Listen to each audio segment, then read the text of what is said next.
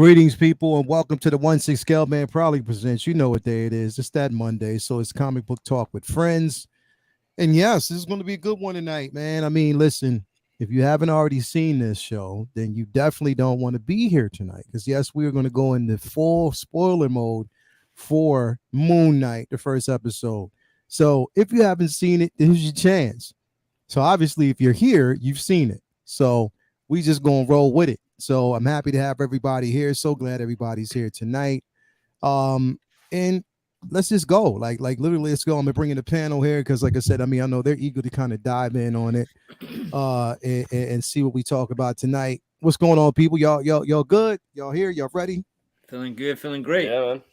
Hell yeah, man! It's going to be interesting. I mean, I mean, I'll just say off the top, for me, Moon Knight exceeded my expectations, bro. The first episode was probably one of the greatest openings I've seen in the MCU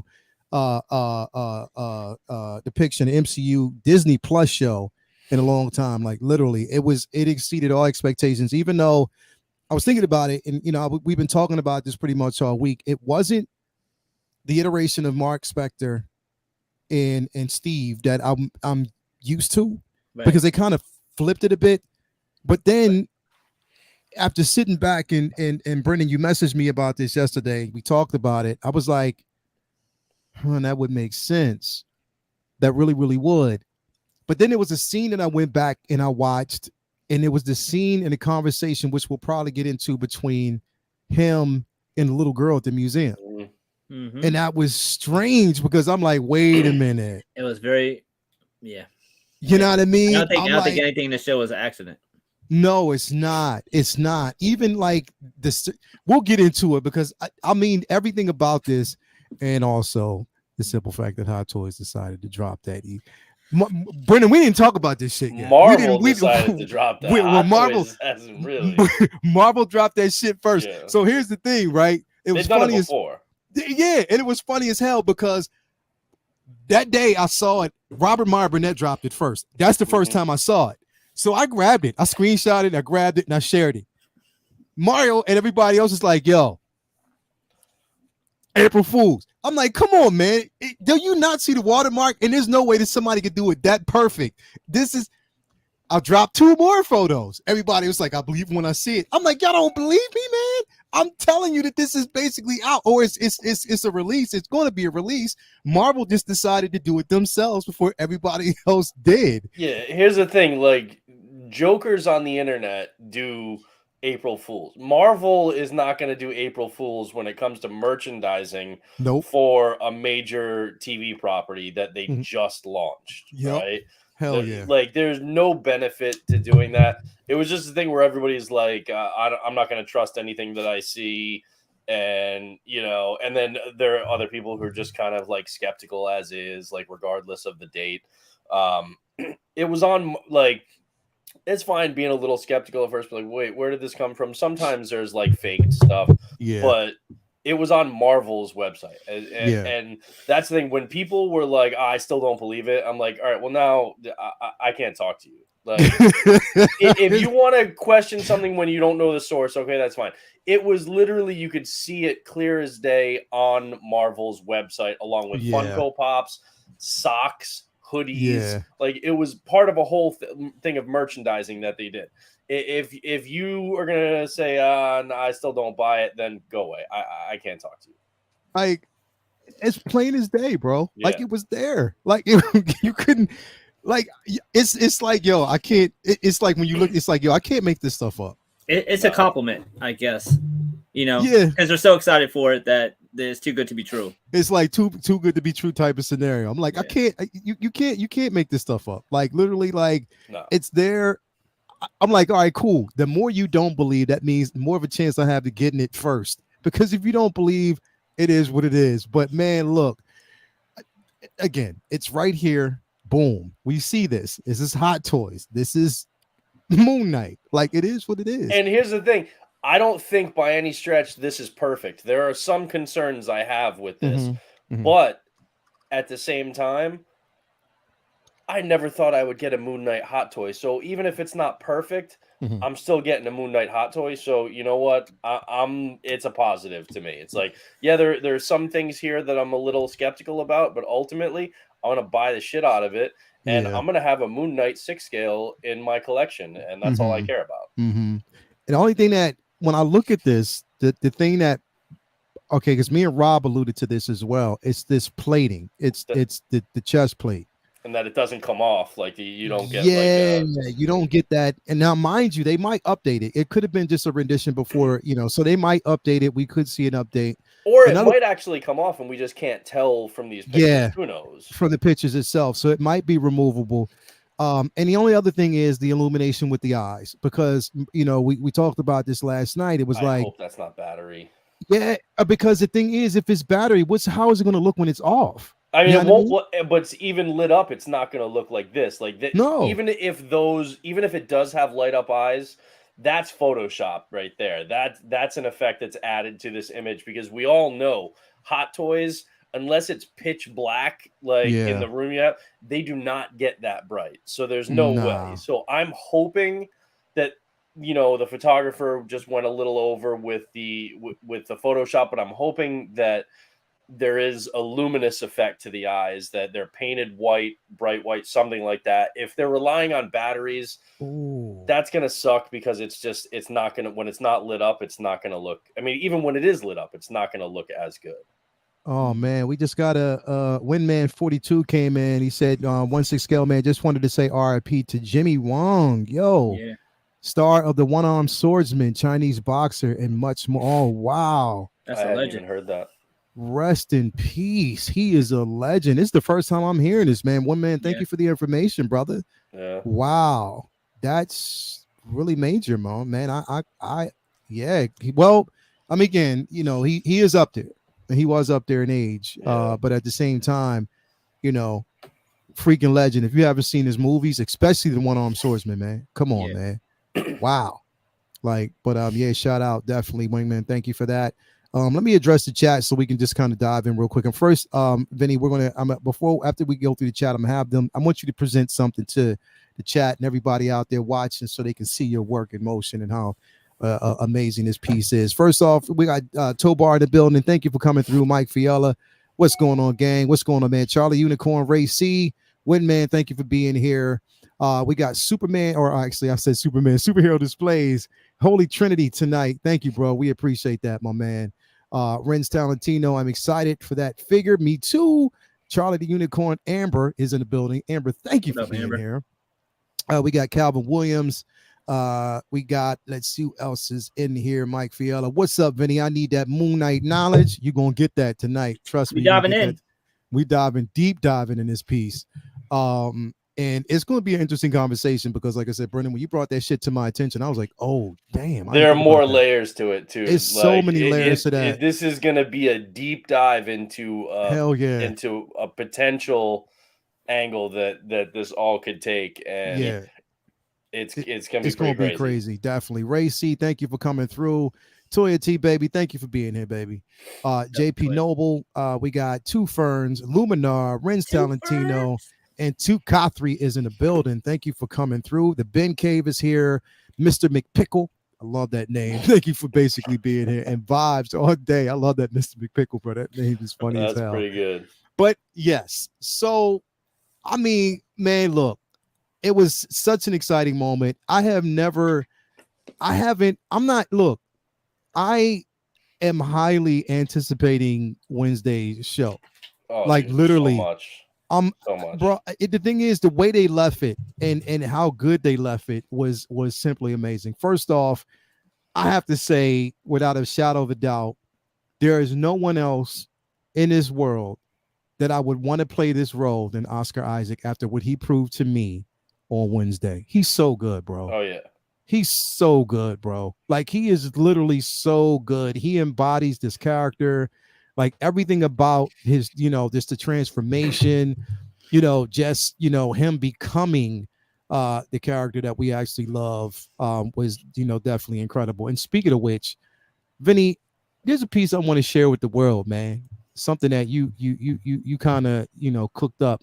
We saw this, I think we saw this once before, but it's just so fitting that we kind of bring this up now, especially with the introduction of Moon Knight and the show that we actually got. So I want you to take us through this piece that you presented, bro, and tell us where your mind was, man, because this thing, tell us the inspiration, number one, so people will know, and what your mind was behind this, bro. So a couple years ago, I had wanted to do a Moon Knight piece, and he was on my list of like must get to, the bucket list of pieces I wanted to get down on paper. And I've always loved, one of my favorite covers of all time is Peter Parker Spectacular Spider-Man 101 with the John Byrne cover of Spider-Man, kind of like diving down off the city with the black and white, and that's that right there. And so what I did was I just replaced the silhouette of Spider-Man with Moon Knight, and because Spidey's in the all black suit in that cover, I flipped it like a negative, because obviously Moon Knight suit is all white. So I flipped the color scheme to a white and black versus black and white. And I thought it was such a great idea until about a few hours into these damn windows. And then I was hating myself for this stupid idea. I was like, what was I thinking? Because this thing is 18 by 24 and those windows took forever. I was so over it. But I did it a couple winters ago, so I had the time. It just was it was tough. But it came out pretty cool, and I was really happy with it. And Moon Knight that's my guy, man. He's been my guy for forever and ever. So I had to do something different for him. And there's so many Moon Knight pieces that look, really similar and stuff like that. And I was like, let me just do something cool. And I love homages, and I love mashups. So the idea of doing, like a twist on one of my other favorite covers just seemed like a good idea to me. And I played with the schematics of it, and then just threw it down. So I'm really excited for this. I'm excited about all the art stuff that has been going on in general. It's kind of culminating to this weekend. I'll be in Philadelphia Fan Expo, and which means a lot to me, because like that was one of the first big con that I ever went to. Now it's about like 13 years old. Met Todd McFarlane, and that was 30 years ago, bro. So it's kind of crazy, because back in those days, I thought, unless you were, I was young and dumb and thought there was only one or two lanes to get into, doing that type of, gigs, and like, and thought it was like you had to work for Marvel or DC. But the game is different now. It's like music. You can just put out your own stuff. Yeah. So I'm really excited. This weekend I'm going to be in Philly, and I'll have this print and many, many, many more. I got like about 80 pieces I'm bringing with me that will all be available there. And anybody who's going to be in the Philly area or lives in Philly, you just swing on by, come say what's up. I'm in booth A111. If you can't make it to Philly, you can always grab this piece or whatever else on my stores. The site information is all on my IG and stuff like that. But this piece has got a lot of cool feedback. So very, very, very cool. I appreciate everybody giving it some love, and I'm excited for everything that we've been getting with Moon Knight. And I always love when I have something cool to go with a new show that comes out or something like that. So yeah, this is one of the fun ones to do. It was one of those, once I actually got done it, I was like happy that I did it. So once you got over it, it was like once I got through, once it was in the can, I was like, all right, I'm glad I did it. But in the middle of it, those windows was hurting.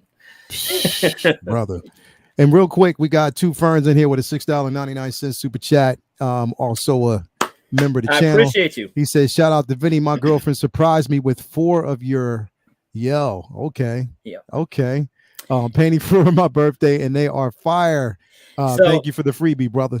So I talked to his girl, and she told me that his birthday was coming up, and she wanted to know if I could do 5x7s, and I was like, okay. So I went and got new prints made up of those, and they're like almost like postcard size, and it looked really cool, shrunk down that size. But they got a few of the Book of Boba Fett prints, and so she hit me up and ordered those from my site, and it was very, very cool to deal with. And it was going to Canada, so we got Canada listener, so shout out to Canada. Shout out to Canada for Thank you, coming Two through Ferns. with Thank that, you, man. and thank you, girl, for me. What up, Missy?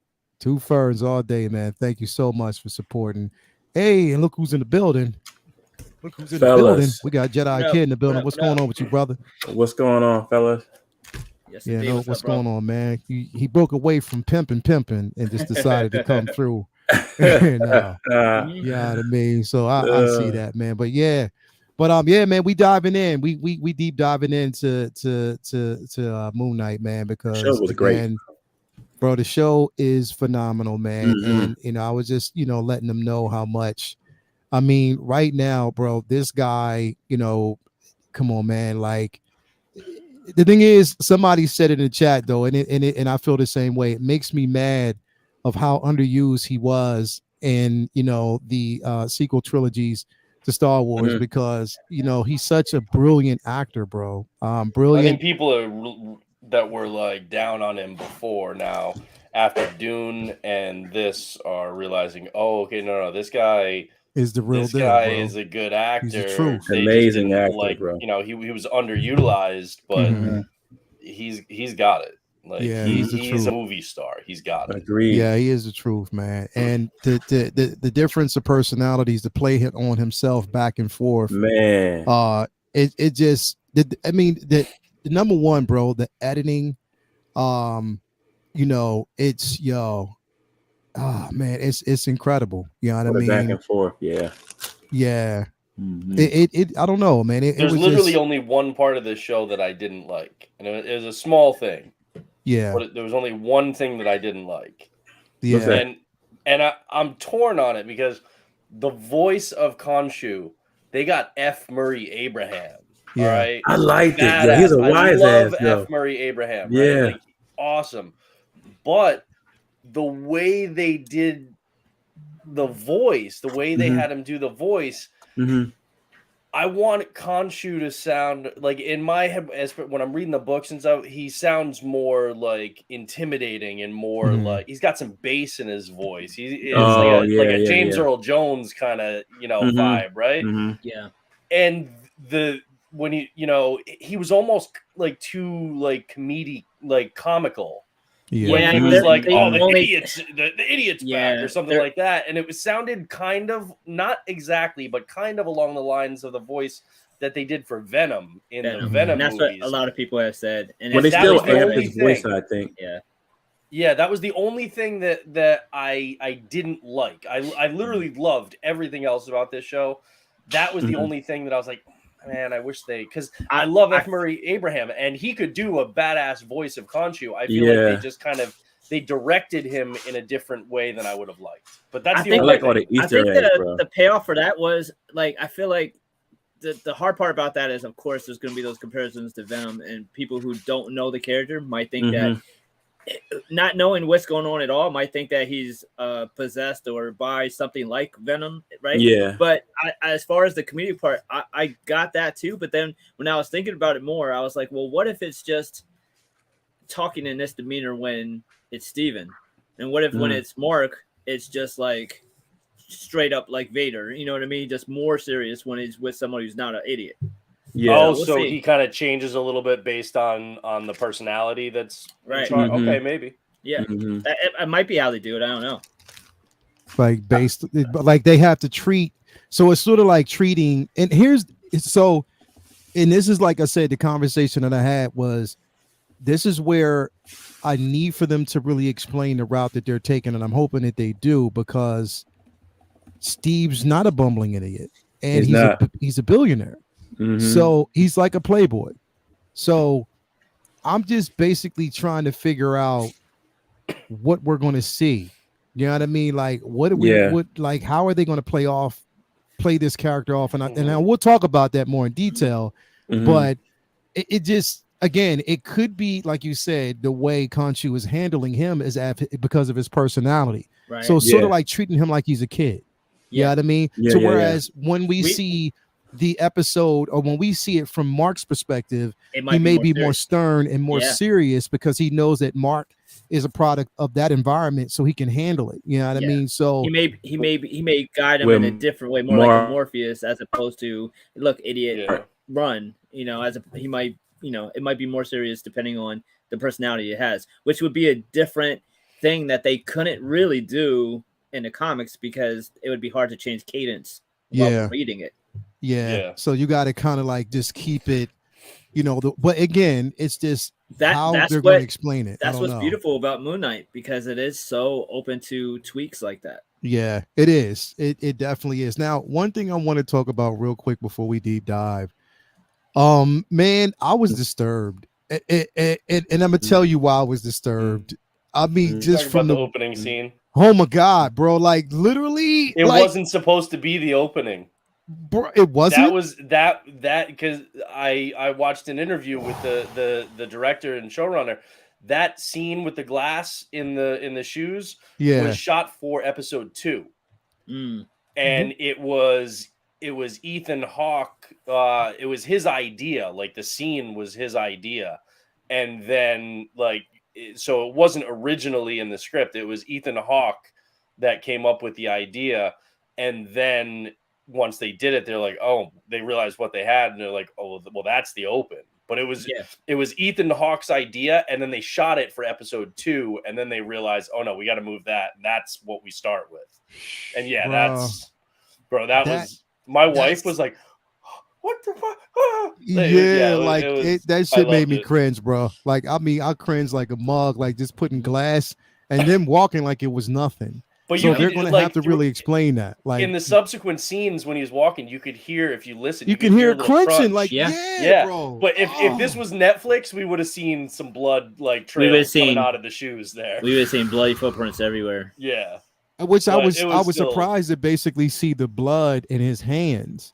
You know what I mean? When they showed the character fighting, I was really surprised to see that. I mean, that was the first thing. That was really the first color we've seen. Yeah, on the Disney show. Other than certain color that we actually saw from Falcon and the Winter Soldier, because they did show mild, but this was even that blood. Was mild. This was like, here's a relatively meaningless fight, and there's already blood everywhere. So what happens when it's like a big fucking brawl? It's gonna be carnage. I hope. Like literally, straight up carnage. But yeah, so I mean, we open up with of course. Steve laying in bed, pretty much contained, sand around the bedroom. I mean, the bed itself. So it's going to be interesting to see where they actually take this and really explain that portion of it. Because again, I'm thinking and I'm sitting there like, okay, he's shackled because then automatically he knows that he has this, or he's recognizing that he has this dissociative personality disorder. I don't think so. I don't think he recognizes the disorder. I think he just is waking up in strange places. I think he thinks he's just sleepwalking. So again, he's keeping himself contained. But what is with the sand, and why is because he would have to recognize that for some reason. I think the really cool part of this is I believe that obviously Mark or whoever is going back to his crib before he gives up the body, and he's doing that and putting the tape back so that way he doesn't know that he actually left. And then whatever, because he's so into Egypt mythos and everything, I'm sure he read something about keeping that's remember, what I was Mark's an operator. He knows how to do shit. Because I think the sand is simply like he's looking for footprints. He's looking for multiple avenues to find evidence of whether or not he got out from. So there's the the chain on his leg. There's a sand around there. Then there's the tape on the door, and those are all indicators of. So he wants to see. Like maybe like there's still tape on the door, but maybe he woke up and was struggling and the sand. So it's a way for him to keep track of his steps, every step that was actually made. But I do know in the books, Mark alluded even after like the first time that Mark, or put it this way, when his story was rehashed and we got an update on it, and they delve into the amulet that he wore that gave him the powers that he actually has. They did allude that the sand, and it was in one, I forget which book it was, where the sand was basically placed around a relic. In the relic, and it was safekeeping for the relic itself, that no evil spirit could penetrate based on the sand that was placed around it. So I'm thinking Mhm. that it could be that again, Mark knows that there are spirits or there's interference because again, remember they've already mentioned that there are two gods that are missing from, whatever, and we know that there are Two of the actually there's nine. Yep. exactly, and there are gods after Mark. Mhm. You know what I mean? So Mhm. that's to be mentioned as well. So again, that's going to be interesting in how they play on it, but it's incredible. But I just There's some like, serious shit going on behind that people don't realize yet, that yeah, we don't fully know. But there's a lot. There's a lot going on behind, like that. It's going to be revealed. And my only concern is, damn, in only 6 episodes. Tough. 6 episodes to do. But here's the thing: with 6 episodes, it's fast paced already. Yeah. Like literally, Yeah. it is fast paced already. So I'm like, okay, And I think that's only going to ramp up. Like we Yeah. only saw him in full Moon Knight, garb at the end of this, but I think this is going to kick into high gear. I think this is going to be very like balls to the wall. Yeah, I think we're going to get a lot of stuff happening. It's definitely going to have to, in the simple fact that, number one, we get like the first inclination of the mission that he's on. Like we get that first idea, and the thing is, it's like that first glimpse of what he's on, bro. Your jaw broken, and you just basically put it back like that, bro. Wow. Where'd Jason go? I just know, now his realized computer. that he dropped His computer. He's probably rebooting it, whatever. Oh, okay. But yeah, man, like that broken jaw scene and him putting it back in place himself. Oh, that hurts. Oh my God, like that. Yeah, that was so. I mean, I mean, just whatever. It was crazy. It looked painful. But what I wanted to get into real quick though was the conversation that he had with the little girl. You know what I mean? And I missed it the first time. I missed it the second time. But then the third time, I was like, whoa, wait. And I rewinded it because he was explaining to her, about how, again, they stick a hook down, and they actually pull out the insides, but they leave the heart because the heart is a safe passageway through, its entry. And especially to ascension. And the girl was like, well, then what explain? How does it? Or what did she say? I can't remember. She's like, isn't it then upsetting that you didn't get get in? That you didn't get in. Yeah. So it's like that little girl knows something that we don't. You know what I mean? If there even was a little girl. Exactly. It could be something, and that's the thing. It could be imagination, something that he's like even the people that because we already know that the mother that he thinks he's talking to or leaving a message, which doesn't really exist. Yep. You know what I mean? We can't jump. We don't even know that. We don't know that. That's the beauty. We don't know that. But that's part of the come theory. on, so if you're calling the same number, you know what I mean? Or she did exist and she's dead. She doesn't have to be dead. I'll get into it, but she doesn't have to be dead. There's things. So it's so many things going on here that I'm glad that they're not giving us a blatant answer right off the bat. It's things that you have to kind of figure out as you go. It reminds me a lot of WandaVision's balls. Yeah. And it's more subtle because WandaVision was really clear that it's what the fuck and you're not supposed to know what's going on and that this must mean something else. Whereas Moon Knight feels kind of just like you get an idea of what's going on, and I feel like the viewer probably thinks they have most of it figured out, but there's going to be so much that they realize, wait, what?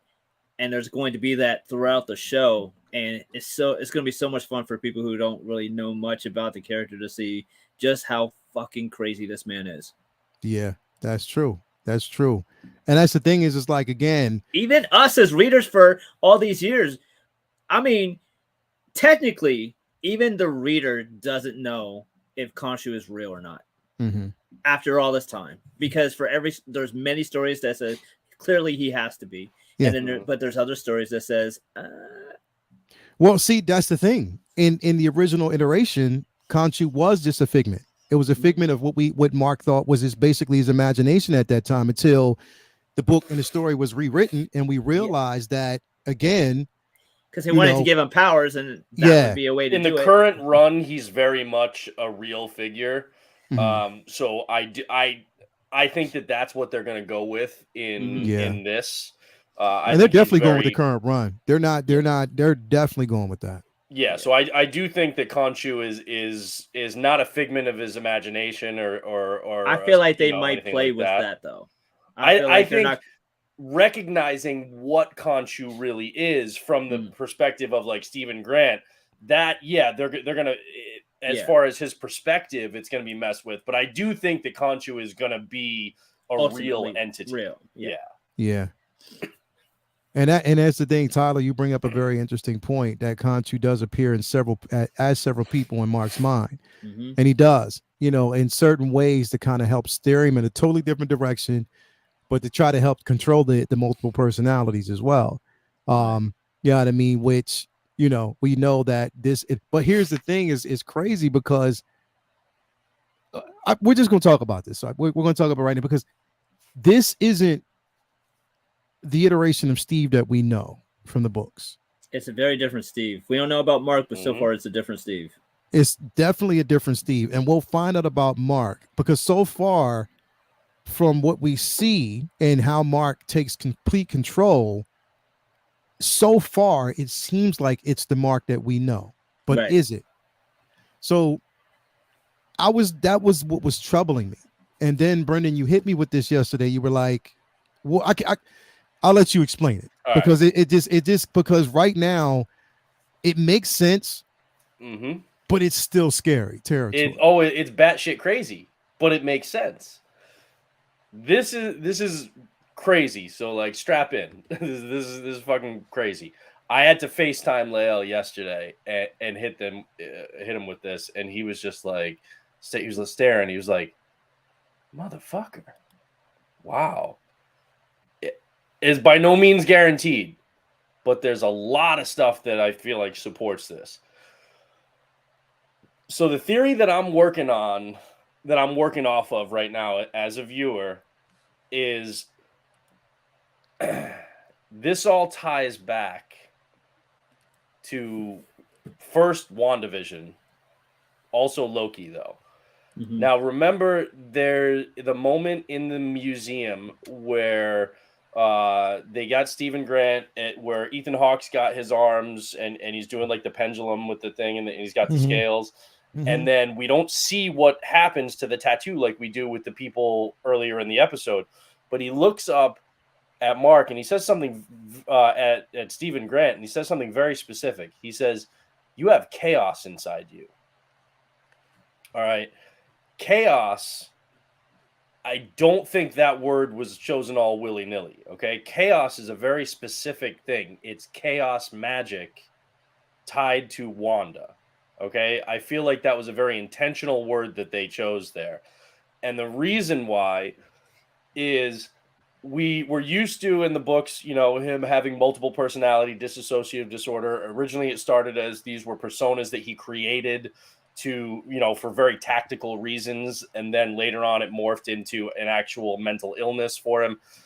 I think that the multiple personalities, the dissociative disorder that he is experiencing, where he's Mark 1 minute and he's Steven the next, I think, he tried to get in, but it didn't work. Here he comes. It's in, but it just keeps breaking up a bit. All right. So I think that the multiple personalities are actual people from across the multiverse that are colliding in one body. Okay, so iterations of this man who becomes Moon Knight, the Fist of Khonshu. It's Stephen Grant, which is why it's a very different Stephen Grant than we're used to. Not the billionaire kind of Bruce Wayne style, but that these are actual people from across the multiverse that are colliding into one body in this universe. And that's where the separation between Stephen and Mark comes in. And that's why I think when we're talking about his mom and he's talking to her on the phone and it's always a voicemail and she's not there.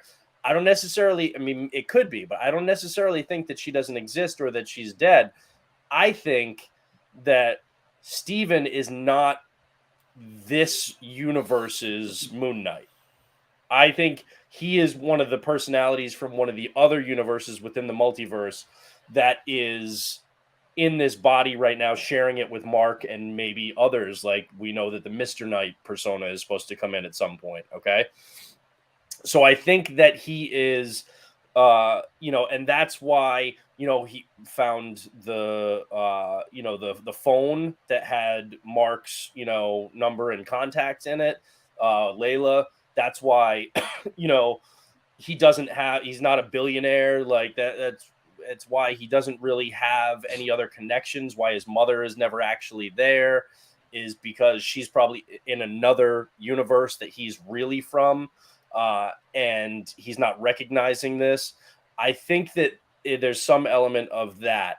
And one of the things that backs that up is that in WandaVision, okay, there, remember those commercials that they would play like periodically throughout the episodes? Mm-hmm. There was one for the Nexus pill. Okay.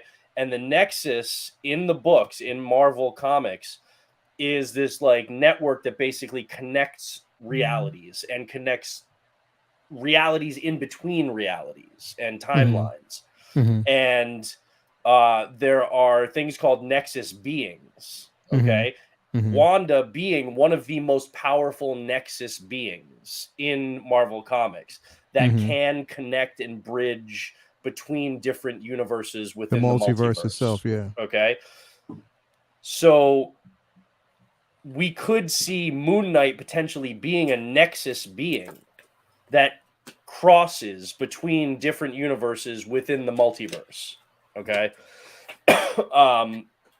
And as a result, he's being pulled. That's why we've got Mark Spector, and that's why we've got Stephen Grant. It's basically that is the source of the mental illness that they're saying, okay, he's had the DID, the dissociative disorder. It's actually a multiversal causality. It's actually something, whether it stems from something that happened with Wanda or not, I don't know. But I think the possibility of a Nexus being, the mention specifically of chaos in him, and this being a very different version of Stephen Grant than what we're used to. Yeah, I think that those are possibilities. And the other thing too is that just like in WandaVision, at the end when they do like special thanks to different comic book creators and artists who they took inspiration from, and it was heavy on the people who created Bendis and people who created House of M, right, where they took a lot of inspiration for WandaVision. In the same way, was it Sienkiewicz and Alex Ross actually, and a couple others that they give special thanks to in the credits in this first episode that were integral in creating multiple different iterations of Moon Knight that specifically were like in alternate timelines or alternate universes within the Marvel Comics multiverse, because they had like there was one, I mean, there was a version of Moon Knight from like the Old Man Logan timeline and universe and a bunch of others. So I think that it's possible that that's what we're seeing right now. Let me say something real quick though. So here's what I'm looking at. Now it could be one of two possible situations here, because one, the interaction that, so for instance, the interaction that he basically had with the one of his co-workers, the girl that was there, and how he was supposed to take her out on a date. He didn't remember at all. Now, the argument could be that, okay, that was Mark that took over, but I'm not buying even that. So could it have been another iteration of Stephen Grant that has infiltrated him at that point, that he just doesn't remember, or for some reason it's fake? Because remember, it doesn't always even have to do with even Wanda. a lot of this could actually have to do with Strange as well. You know what I mean? Things that happen there with, especially, what happened, but with No Way Home. So it could be, we don't know yet, but I'm just looking at those interactions to whereas he is not conscious of the conversation that he actually had with that girl at all. You know what I mean? So it could be a different iteration of which Steven, is heartbreaking because she was fond of shit. Yes, and it's just not right. It's just not right. Yeah, it was right. It ain't right. What's funny? Like you took that moment away from a butt. That restaurant scene, that was not supposed to be in there. The director had to fight for that. And that was the heart of that whole first episode. If you watch that scene and didn't have like any kind of emotion for him just realizing that he blew it with that chick and just wasn't even on the right damn day, man, like that was heavy. Yeah, that scene was heavy. Incredible. That was super heavy, bro. So I mean, that's why I'm like, I don't know. I mean, that the theory itself, it makes sense to kind of tie in. But it's just like it is still batshit crazy to figure out if it that's is. the But route what about Moon Knight is not batshit crazy? What? True. I mean, he right. This is true. The reason why I think that, and again, I'm not saying this is guaranteed. Mm-hmm. I mean, this is just the fun of trying to figure out what is going on in this with backstory, back knowledge of of the books and whatnot. But to me, the one thing too, I think that I don't think Marvel is going to try and tackle mental health in an insensitive or kind of like, haphazard way.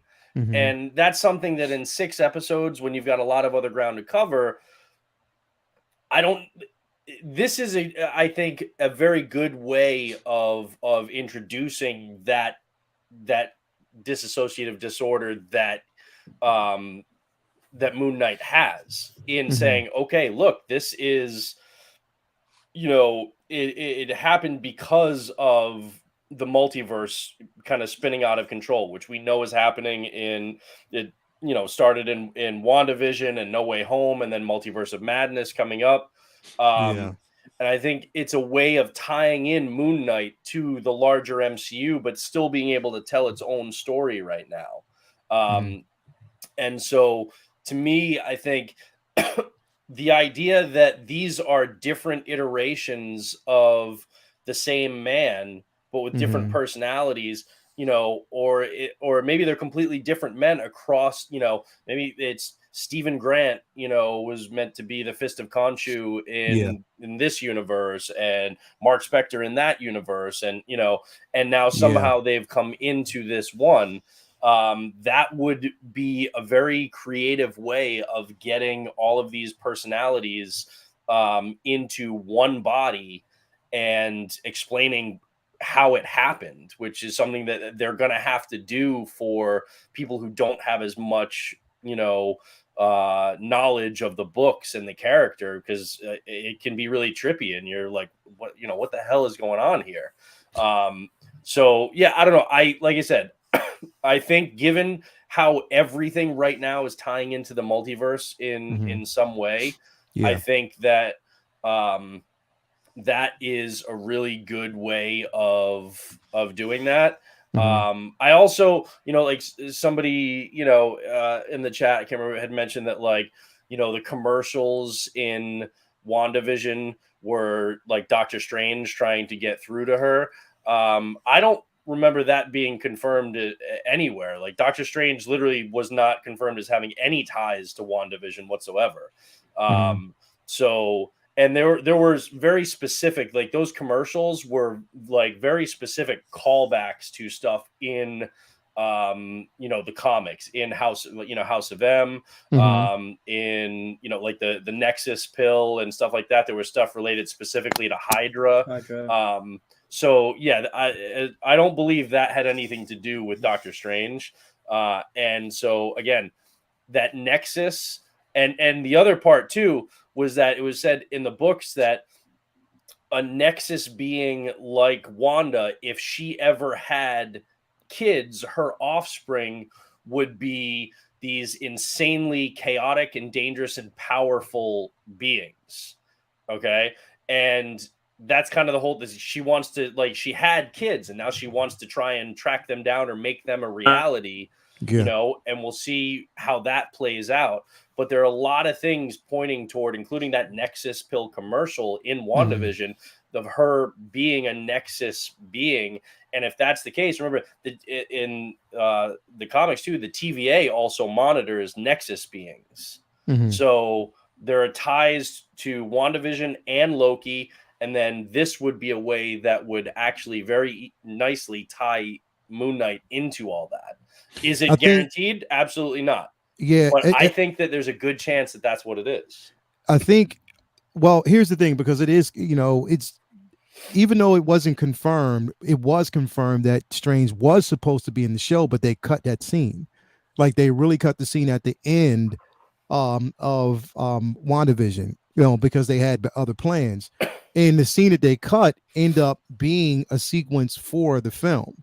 You know what I mean? That they decided to kind of shoehorn into that film. So I wonder if the explanation that we're going to get, like even the sequence what we see in the Multiverse of Madness when they're having this conversation, if he's going to reference what was supposed to happen in WandaVision. That's very possible. But you know even if that is the case, the commercials that aired throughout WandaVision had no ties. If you look at what they were and what they represented in terms of the comic book stories, they have no ties to Doctor Strange. Like the Nexus pill, the Hydra stuff, like none of the, so definitely not something that Doctor Strange and Wanda would share and she would recognize. And, you know, not true, to because mention I don't even remember them having any interactions. No, they didn't have too many interactions between each other. So right. They were both, and on top of that, he had no idea that she even dealt with chaos magic. Am I right, Vinny? Like, she did. There was no in initial... MCU. He wouldn't know yet. She didn't even know yet. Yeah, she had no idea. She didn't even know what chaos magic was until Agatha Harkness explained it to her. And they only stands to reason that Endgame Strange wouldn't know yet, because it seems like something that has been forgotten. Yeah. Right. And they never like they were in Endgame and Infinity War, but they never shared a scene. They were in like the big battle together at the end, but they were never actually like they never interacted. Right. Yeah. So yeah, I think they wanted to have Doctor Strange in WandaVision because it would have made sense. And after, you know, Endgame, like he's aware of her, obviously. And so then maybe he comes to try and, you know, but it's not something that like was built in a while back. So even if they had kept that scene in, I still think it would have been he realized something crazy was happening and he came after the fact. It wasn't him trying to communicate with her through the commercials in the show. Right. Well, that's I mean, but all in all, I mean, that's why I think that the commercials still have relevance. That's what I mean, though, that like they wouldn't have just thrown those in if they didn't have something to do with the larger picture. Yeah.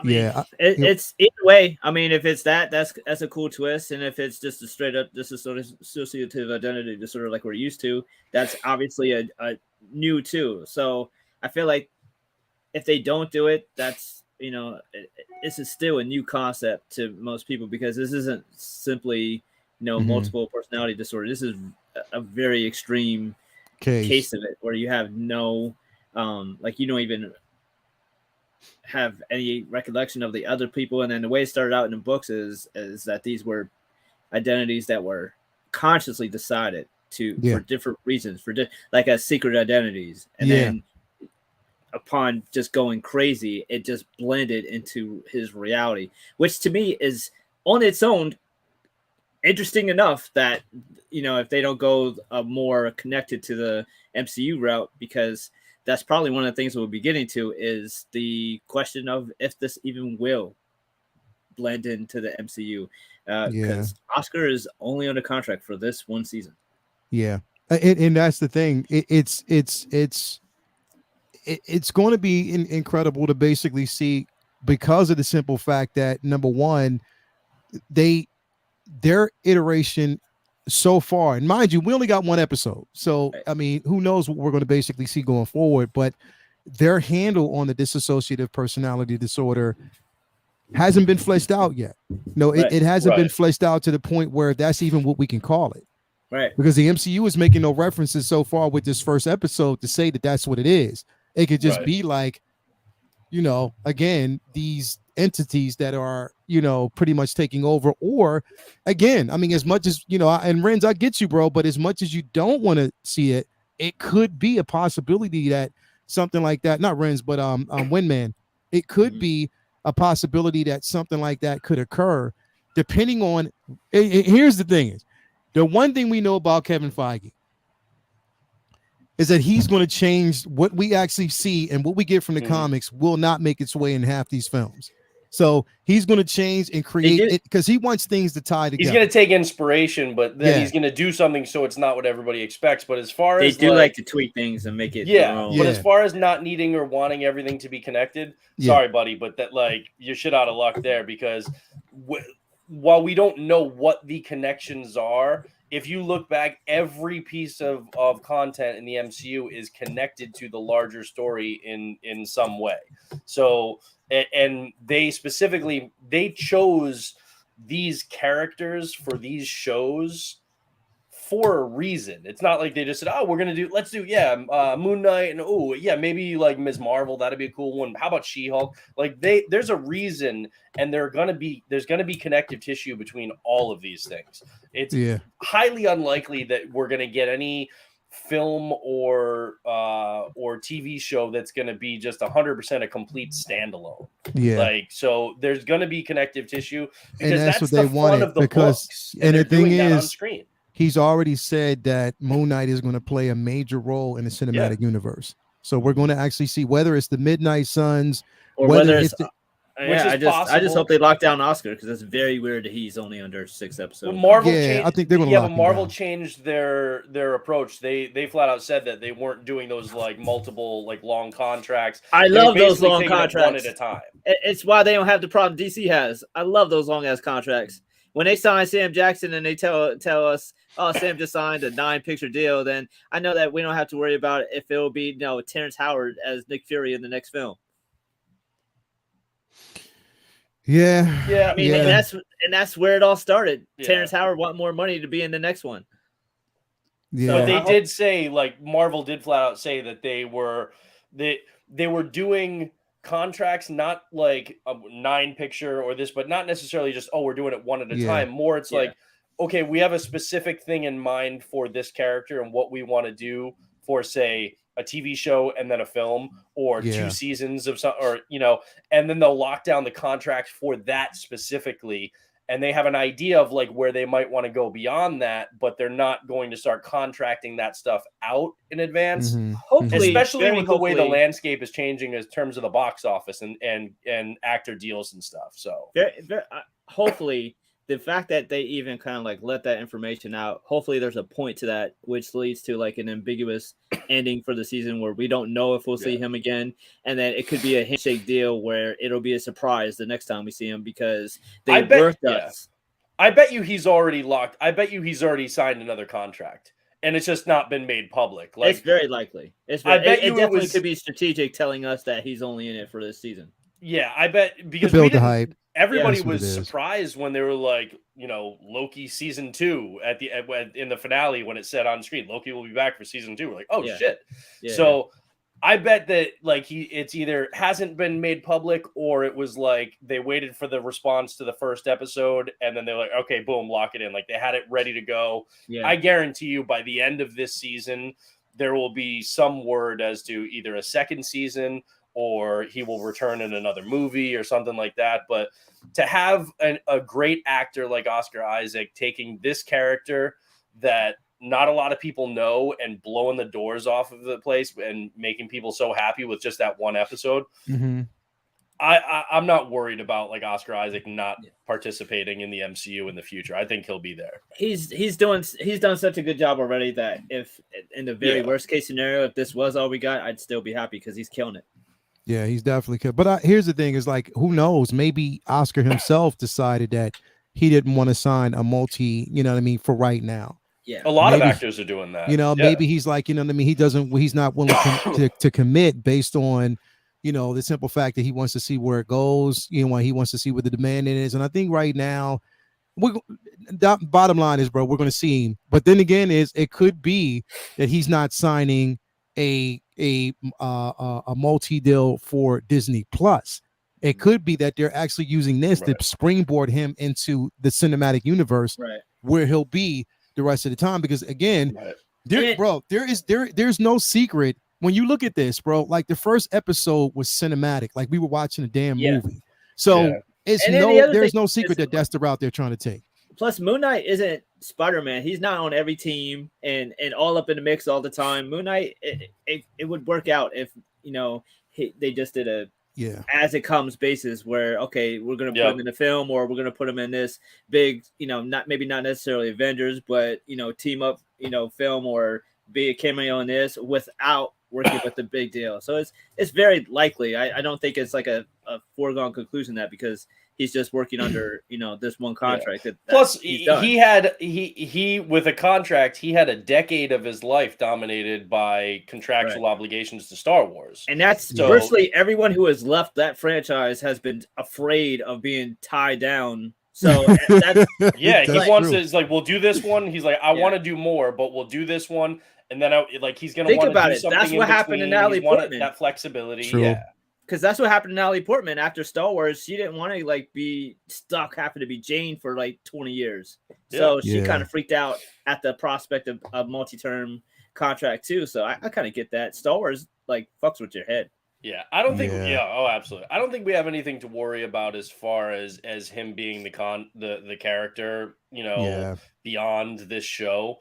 I think it's more just we have to see how the story unfolds. I'm sure Kevin Feige's got his plan good to go. If anything, it just speaks to it's a compliment to them both for for how great an actor Oscar is, for them to be willing to take that risk to not lock him down. And then on the flip side, it's a testament to Feige for wanting to give us something. A great character, women just mentioned some of that too. Putting the content above security by letting it still giving us Oscar instead of somebody that they could control for the next decade. Yeah, definitely. I'd be totally fine with them just having separate dark MCU with Blade, Black Knight, Ghost Rider, Daredevil, Moon Knight still be connected, but only occasionally. I'd be cool with that too. I'd definitely be cool with that. Literally. And remember though, Marvel is very smart in terms of they want to tie things together across different mediums and different merchandising avenues too. So there is, I'm not saying this is definitely going to happen because it's a wild ass story from the comics, but we are getting a Midnight Suns video game. Yeah. Right. So it is possible. Remember, stuff that we tend to see reflected in the books, then we start to see crossing over, and those same storylines start to be the ones that they're pulling from for video games, for TV shows, for movies. So that's entirely possible that, right before they really announced that, that Kang was going to be a big bad for this next phase, you started seeing some more Kang stories popping up in the books, right? Just they kind of hit the pause button on a lot of Fantastic Four and Mutant X-Men stuff while Fox had the rights, and then those started coming back. It's another reason why I think, we still have at least one other kind of version of the Moon Knight character. Lockley, Jake Lockley. Haven't seen him yet. Well, we haven't seen Jake Lockley, but we have seen promotional art of the Mr. Knight persona. Yeah, we did see that with the mask and the suit. And that is from the most recent run in the books. So they're pulling from that. So a lot of the stuff that is more current in the books or becomes more prominent that they start to revisit, that a lot of times starts to translate into the into what we see on the screen. And that reminded me, I think you might have missed a super chat like very early on, Lael, but that. somebody had asked about like recommendations for Moon Knight arcs to read. Oh yeah, we got that from Blurred Dad Life, $2.99 super chat. Thank you. He said, "What Moon Knight story arc would you recommend?" Yeah, Here's and the thing. There are a lot of good ones. Yeah, there are. But for me, I would say if you're not very familiar with Moon Knight, my honest recommendation right now would, because they're still very early in this. Start with the current #1, and because you're gonna see. One, the Mr. Knight persona, which I think we're going to be getting introduced to at some point in this show. But the other reason is he's got a really great arc where he goes up against, where he kind of rebels against Khonshu after something, deals with Mephisto, goes up against and beats the living piss out of the Avengers single-handedly. Yes. And so it shows how powerful and how badass Moon Knight can really be. And it talks about his history as like a member of the West Coast Avengers and stuff like that. So I'm really enjoying this current run. And while there's great stuff all the way back to when he debuted in 1975, I think it was, there are so many different iterations of this character in a way that you don't get with a lot of others. You might get really confused. So at least for the purposes of while this show is being aired, I would stick with the current run to just get a sense of the character. And you get to see, like I said, when he beats the piss out of the Avengers, this is not some like kind of, B tier character. This is a really great character that has tons of MCU potential. That's my recommendation. Another jumping on point a lot of people like is the Huston Finch run. David Finch's art is one of those things where even if you are on the fence about what story you're going to like as far as the reading and the character, that's guaranteed you're going to love the art. So that Huston Finch run I would definitely recommend. Back in the days, Stephen Platt's run was incredible to me, and that's one of the other runs. But Sikovich, and there's so many different. Stephen Platt's has been the run that everybody's been trying to somewhat mimic or kind of modify. So it's always been like the go-to blueprint of the character. You know what I mean? Yeah, so they've done that a lot with. Again, we've talked about it a little bit, but a lot of Moon Knight's sales have been inconsistent over the years, and one of the shining lights of that, unfortunateness is that they've rebooted it many times with really decent teams, and there's many stories where at least at the jump off, there's some incredible artists on it, putting in some amazing work to, draw readers in, and it's given us some of the most amazing artwork in Marvel history between Sikovich and Finch and Stephen Platt, and just so many guys, and Bagley, and like so many different artists. Even Alex Ross. Ross. So many people have taken their shot at him and just came up with some incredible stuff. But also this week, there's a bunch of sales on Moon Knight books.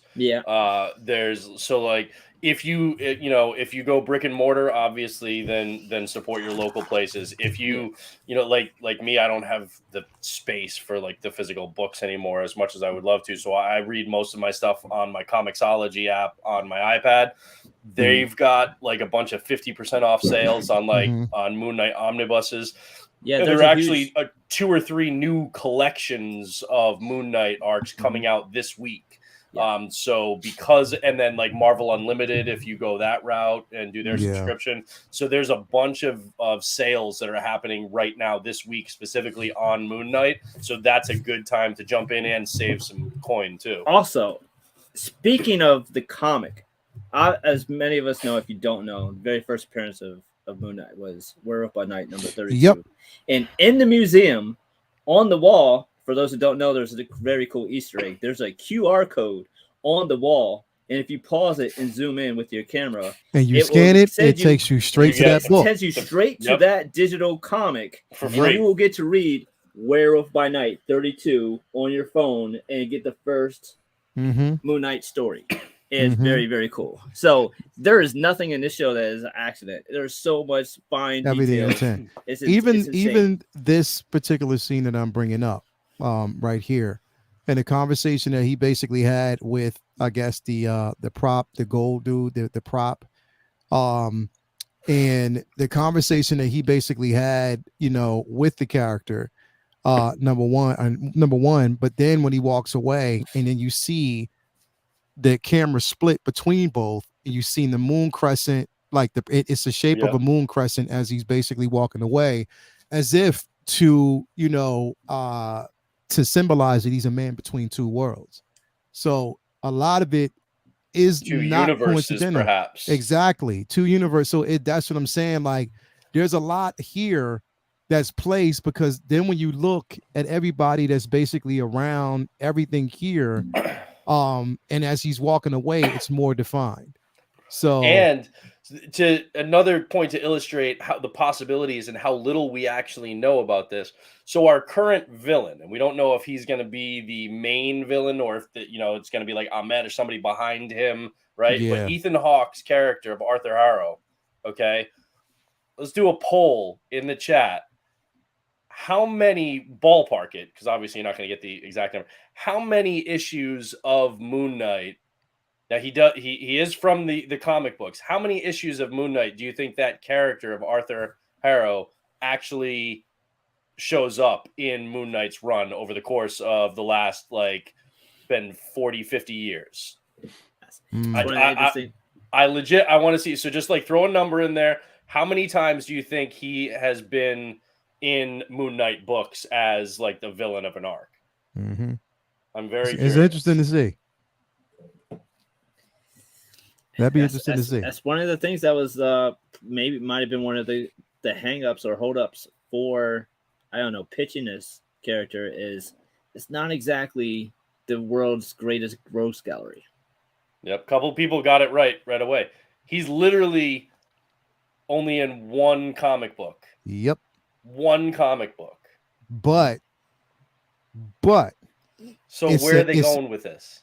But see, the thing is, even though he's in one comic book, he's an interesting character to bring. Oh yeah, in, absolutely. because he's a key to something. Yeah, like, I love the fact that it's like, wait a minute, you know, of all characters you could have chose, you chose this one. But he's not the only villain. Right, and you get all these characters, all the villains that we've seen across the MCU. They're all like from the rogues gallery of whoever is the main, you know, protagonist of that movie. You get, you know, the Mandarin, you get whoever you like, right? But Arthur Harrow is literally in one comic book in all of Marvel history. So then what are they going to do if it, like, you know, it's not like they're locked into, well, you know, he's got to be this or this, because people don't really know this guy. They can do anything. They can do whatever. They can do whatever. And he has so many different stories that they're not tied to, oh, this is this. And it will be weird if they didn't do this. He is so flexible. That's why Ethan Hawke said that he was attracted to when the director, the showrunner came to him. He's like, look, we can create this character ourselves. He's been in one book. Yeah. We have no limits to what we can do with this character. And that's what Ethan Hawke was like, oh shit, okay, I love that. That also helps Moon Knight too, because you have so many characters with huge rogues galleries where if they're in a movie or a show, it's like everybody knows who Spider-Man is, so you can spend a lot of the episodes or movies setting up Doc Ock to show who he is. But Moon Knight is who's interesting. So this isn't like Batman where everyone knows Batman. We would just want to see Heath Ledger just doing Joker for 2 hours.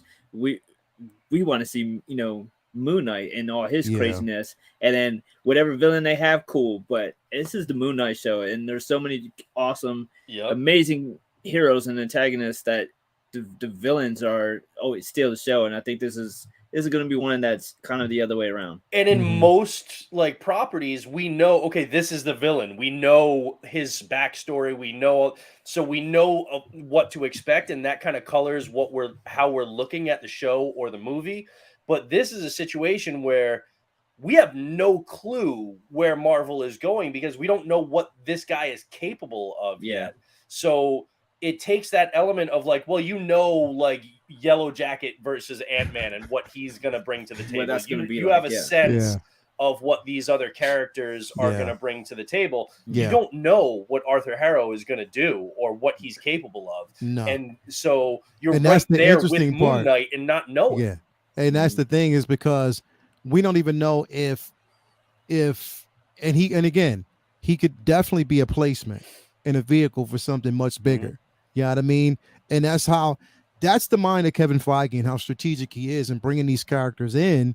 And it's like these, you would deem them as throwaway characters, but he gives them a level of importance that serves the narrative in the story.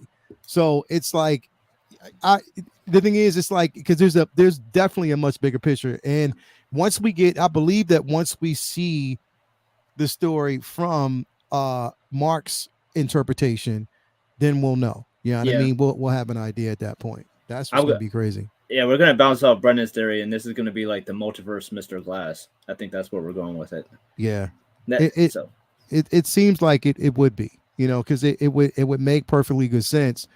Now, and as much as like, I agree, like, with Wingman in certain aspects, because I want to see him as a standalone development character that doesn't have to lean on the IP that's already been created. But with that said, then if it serves, if it basically serves the narrative the right way, then I'm all in for it. You know what I mean? I'm in for the simple fact that, okay, you can bring him in, give him a level of importance, and then streamline him off into his own adventure. You know what I mean? Because to be quite honest, I know that we're talking about the Midnight Suns, but I'm not ready for that yet.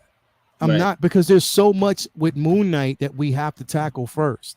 There's so many different story arcs that with this character that are important. You know what I mean? So this isn't a hurry up and get to Defenders or Avengers. Yeah. There's too much to do in and of itself before you're worried about. Before you get to that point, you know what I mean? That's the beauty of Moon Knight. Like, there's so much to do with his character before you branch out to everybody else. I think it's one of the reasons why it's so hard to kind of keep him in the mix. Like, you see, even in Civil War, like, neither side wanted him. He's too crazy, too hard to work with. Yeah. He doesn't have many interactions with many other superheroes, at least not on a consistent basis. It's not like Spider-Man and Daredevil and Punisher, you always see mixing it up. He doesn't have that kind of, like the other darker characters that like a Ghost Rider and stuff like that. It's kind of like, oh, these are all dark characters. Let's kind of like lump them together. Otherwise, they don't have many, inherent, crossovers and stuff like that. It seemed like a good idea to put them together. So I don't feel like that's something that's like, I need to hurry up and get to that. Nah, that's what I'm saying. Like, I don't want to get to that point yet, because to me, it's more that we want to, and like I said, from my opinion, that I want to see, because if we're so much in a rush, if we're rushing to get down that lane and bring him in, that way, if we're in a rush to do that, then we're forgetting the importance of the character and also the side quests and a lot of characters that are really integral to his development.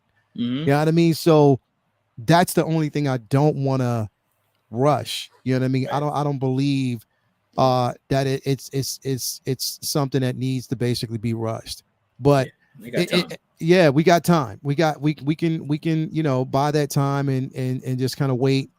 I like the idea of this being very WandaVision-esque, where they let that show breathe. I mean, it might have only been half-hour episodes, but they spent time, getting to where they needed to go at their own pace instead of rushing to those final 2 episodes.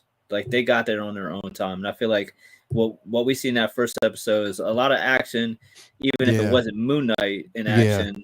But we've seen a lot of action, but we've seen, more importantly, more, character development from what will likely be the one of the lesser, action-oriented characters. But at the same time, we still got action from him. So I feel like it's exactly what I wanted. It might not be what everybody else wanted, but I feel like it's one of those things where sometimes, Father knows best. And when it's all said and done, people will be glad that they got that we went that way, because sometimes it's not bad. Like what we want is not always the best, because then once we get what we want in the end, it's going to be like, okay, I got that, but damn, did it serve its purpose? You know what I mean? I didn't want the first episode to be 40 minutes of Moon Knight kicking everyone's ass. Like, we'll get there. I wanted to see The him flesh development. out his, his different identities. That's what is about that character that sets him apart. We have plenty of other superheroes who are badass. That's we've seen badass superheroes. Well, we haven't seen what his other side brings to the table. That's what's fresh and new. We'll get to the badass part. Yeah, we'll definitely get to that. I mean, it's just a way. I brought this up because, like I said, I keep going back to it, man. And it's like, when we talk about, someone brought up earlier, like Khonshu in different forms to remind him of who he is, or just kind of plant certain seeds. Could this basically be an iteration of Khonshu that he's basically now? Mind you, it could be. There's a high possibility. But again, just we know that there's always a shepherd that watches over, you know what I mean, Steven and any of the characters to trace their steps, to make sure that they're working according to plan. And she could very well be one. As soon as he got done talking to her, she was gone. They showed the museum behind her when he was talking to his boss. She was nowhere to be found, and it's very rare someone her age is just wandering museum by herself. Anyways. Yeah, exactly. So that's what I'm saying. She definitely did get his attention, and it was placed there for real. I can't fucking wait till tomorrow night, man. Like literally, I can't. Like I cannot wait. I might even take off Wednesday just to. It's funny. It's like it's supposed to rain all day Wednesday, and I should be mad because I'm missing work. But I'm like, all right, cool. I can see Moon Knight early without losing. Just get to dissect it. It just got to go in on it, man. But dude, I did so much client work today to clear my plate because I've got to travel on Thursday, and so I did so much stuff today because I was like trying to get stuff done before I leave. So I was going to be like working through Wednesday. Then I was like, no, I'm going to kick it into gear today so that I pretty much like have everything done before Tuesday, Wednesday, so that, I like, if I feel like staying up until, crazy late on Tuesday nights, I probably won't. Mm-hmm. But that if I want to like watch the episode and then go back to bed on Wednesday morning, or I want to watch it and then I want to watch it again a couple more times or whatever, like I don't have any other obligations for the rest of the day. So yeah, I'm looking forward to it. Yo, Luminar just pointed out, check out her sweater. It has the scales. What at her sweater? Look at her sweater. Luminar just pointed it out. Oh, hold on. Is that what I can't tell? Is that it's hard? I can't tell very much either, but I'm guessing that is. It looks like that's what it might be. What, the medallion on her? Yeah, I think that might mean something.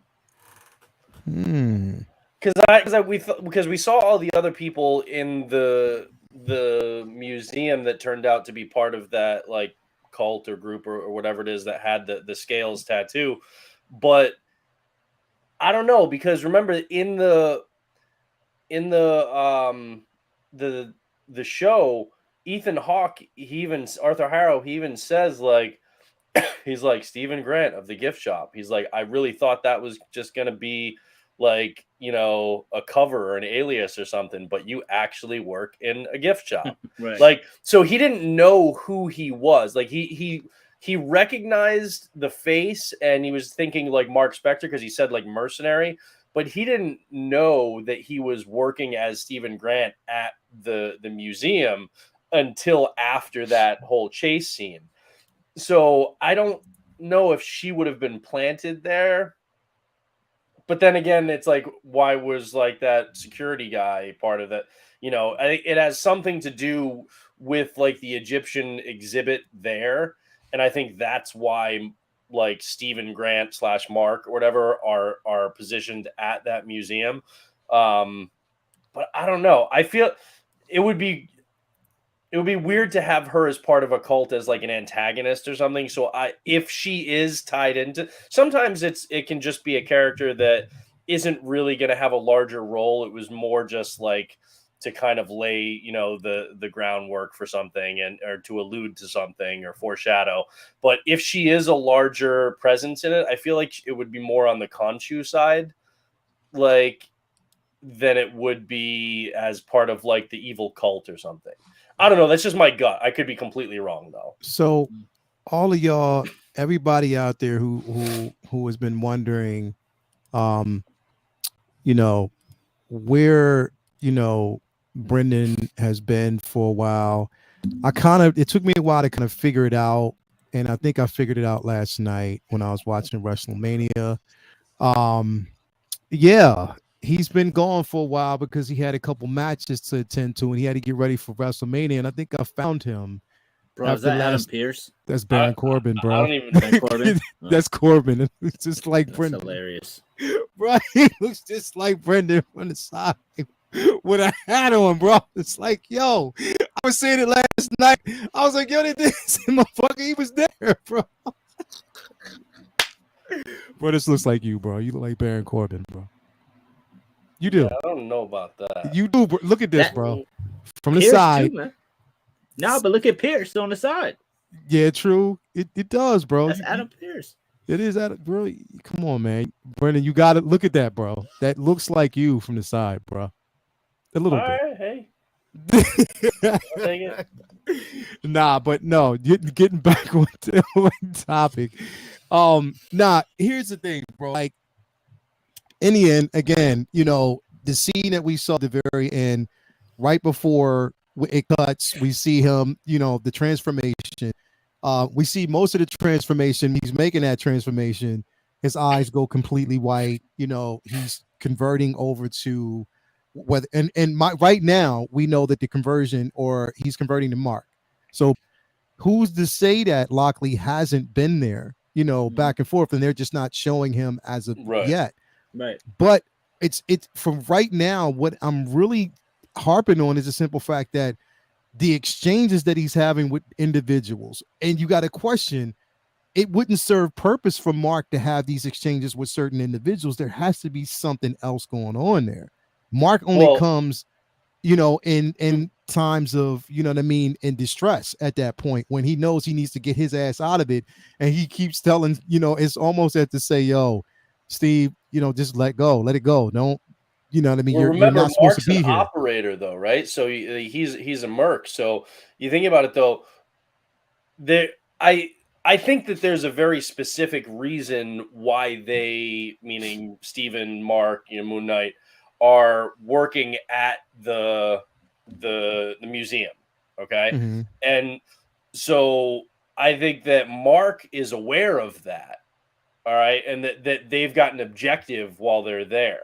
And so there are times when Mark takes over, like, for example, apparently he was the one that was in charge when he asked out the girl. All right, because Steven didn't know anything about that.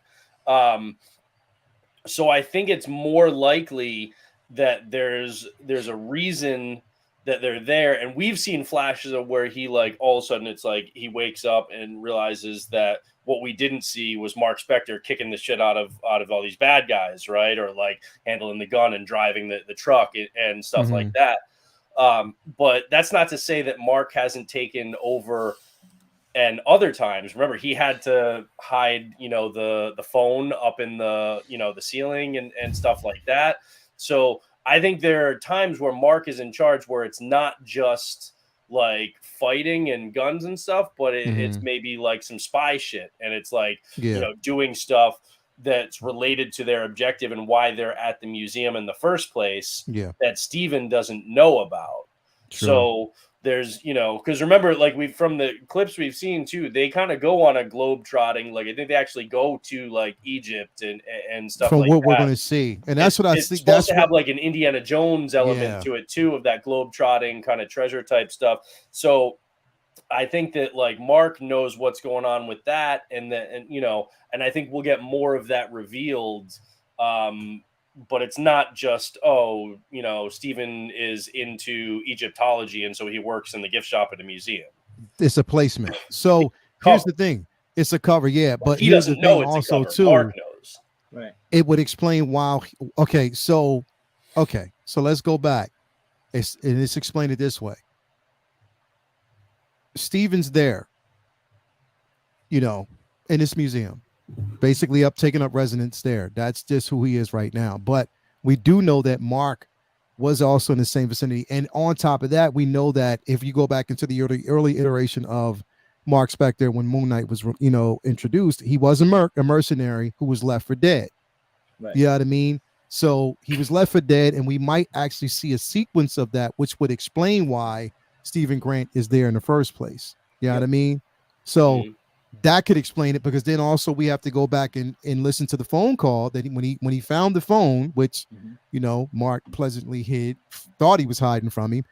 Very poorly too, with very right, very distinguished scratch lines. Like that was very subtle. I think he just underestimated Steven. I think that's right. He's like, this guy. It was kind of like a video game when part of the wall is color different, and there's something behind there. Yeah. All right. Now, what do you think is up with the fish, though? With the one fin, two fin. I think it's that's the only thing I haven't really. I'm like, what? Like, I think it's a Force Awakens reference. Because Finn's his boy. So they're bros. Well played. Because that's one thing I literally have no guess to. Like, I don't understand what the significance of there's only one fin and then a two. Like, I don't know.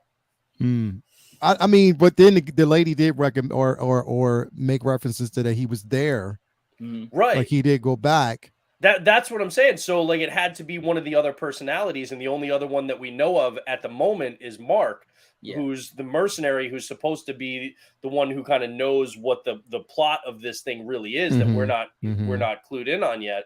So what the hell does a fish have, like, or is it simply like he's replacing the fishes? You heard it here first. Yeah, right. Is he just like replacing the fish as part of like the whole facade? I think when so it's not Steven, there's no way. I think when it's not Steven, there's no way Mark is like feeding the pets and like caring about anything that is involved with Steven's life. He's right, just doing and they're goldfish. Shit. They die all the time. So is he just replacing? He's just replacing it. Part of the yes, whole just facade? like how he's putting the tape back on the door and retying up his foot. Like he doesn't want. So Steven he's making that reference. Him. Exactly. He knows everything Steven's doing, and he's playing along with that. Right. He trying to basically hit his cover. Yeah, but this and is he doesn't think that Steven's going to know. Mark knows what Steven's doing in a way, I feel like, but Steven doesn't know what Mark is doing.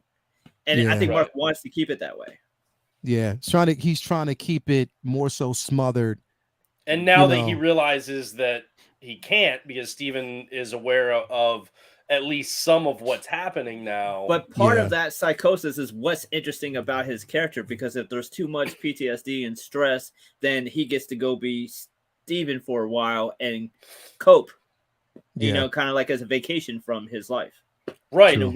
So then the question is that an element of this show? Is it like the actual it's bleeding illness and like him coping, or is it some sort of, like they said, chaos, and like maybe like if my theory about like the multiversal elements of like, is it a coping mechanism, or is it actually something that there's like some, chaos or whatever, and they can't control it, and so it's kind of usually with like, like multiple personality disorder, usually like the personalities know that they're sharing at that moment. It's often that they know that there's other personalities, and it's like, okay, I'm this person now, and then other people take it over. But I think what's happening with his is that it's depending on the person, there's dominant personalities, and there's some personalities that, again, like Steven, aren't in control, don't realize that they're in control, so it's hard for them to switch out and give up control, because they're not part of this, they're not in the loop.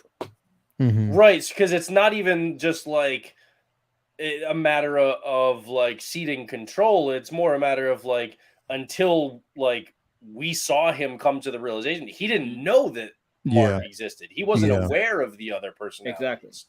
So like, how long has this been going on? Like, so that's what's interesting about this, because what if Mark wants a second personality to be separate from him, so that way he can get kind of a break, and then Steven finding out that, oh shit, all right, Mark is a thing, and being in the loop now, maybe now Mark needs another a personality to splinter off some of the responsibility, because now that one's not really on autopilot or vacation in a way. Now that personality is dealing with stress of knowing that there's crazy shit going on. So now you need another personality to kind of carry the load. And come that in. might just keep happening.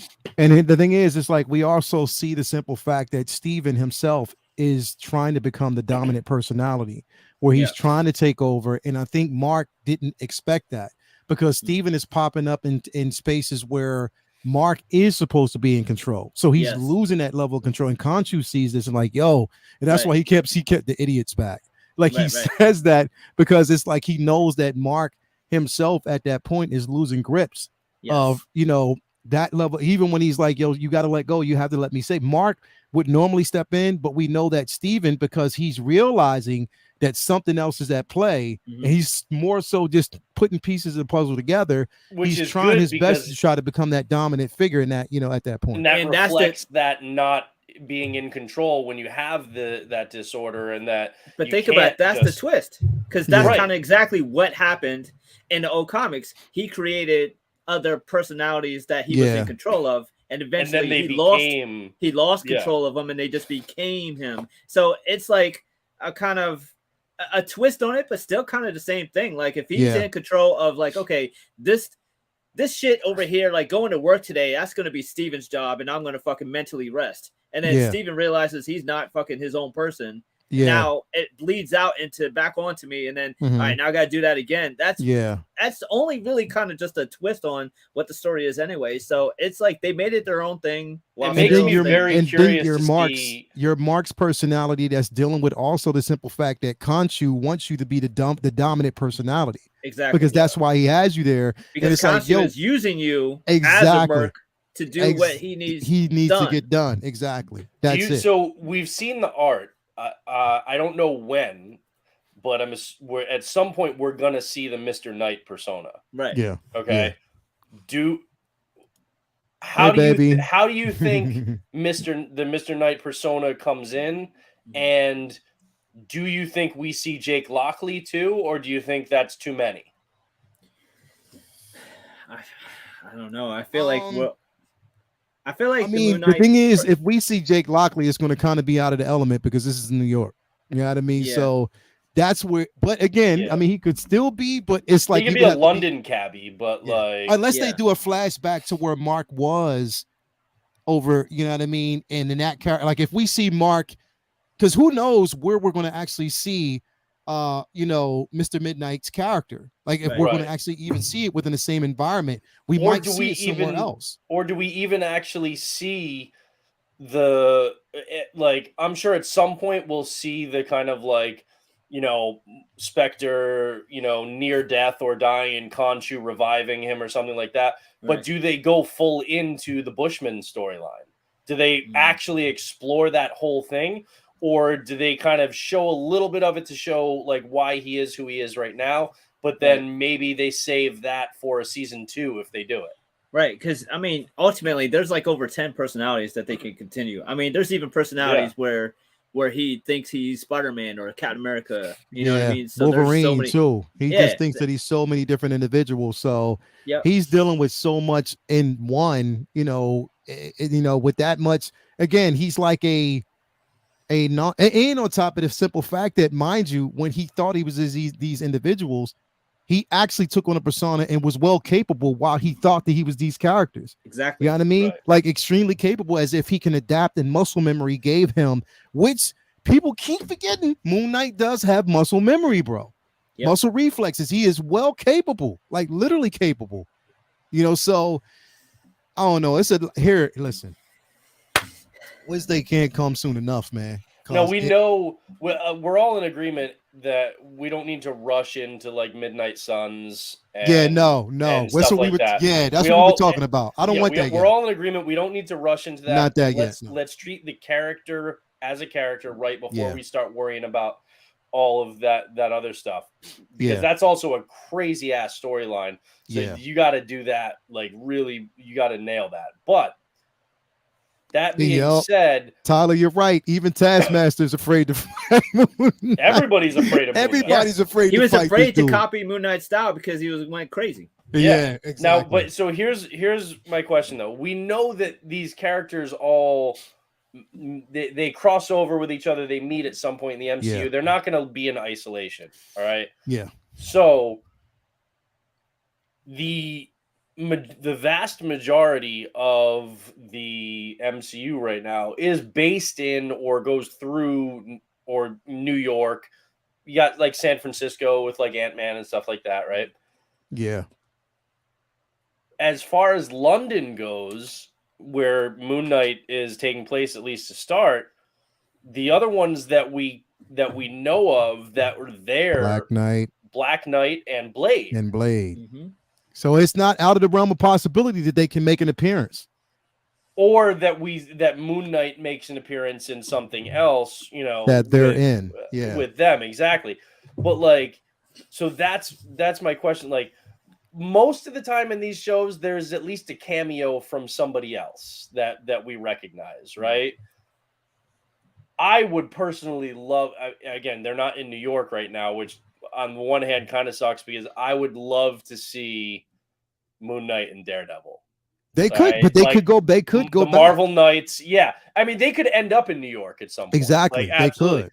But if they don't and they stay, you know, London based, do we see one of those like a Blade or even like here like the Voice like we did at the end of Eternals, or do we see Dane Whitman, or do we see anybody else? Like, who else would be somebody that we, you know, obviously in my mind, I think, well, potential is somebody related to Strange or Wanda, because I do think that there are some potential ties there, multiversal elements and stuff like that.